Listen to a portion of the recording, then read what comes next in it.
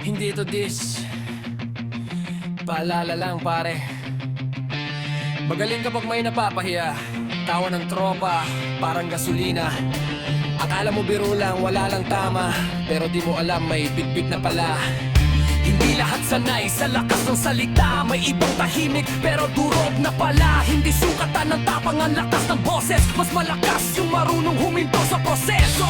Pare, di mo kailangan manakit para lang mapansin sa gitna ng ingay.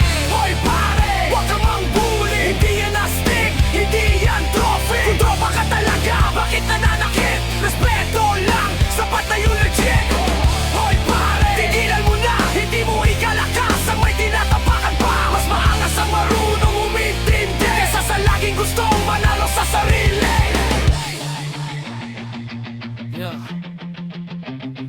High school man o trabaho na ang eksena, may ganun pa rin, dala pa rin ang sistema. Pag may mahina, dun ka lumalapit, pero pagkaharap mo matapang tahimik. Hindi ito galit, real talk lang. Minsan kailangan may magsabi ng harapan. Hindi ka masama, mali lang ang trip, kaya papaguhin kung marunong kang mag-shift. Pahimik muna, makinig ka sandali. Hindi mo alam ang laban ng bawat isa. May mga ngiti na tinatakpan ang problema. Kung tropa mo sila, itaas mo naman. Hindi yung ikaw pa ang dahilan ng sugat na tabla.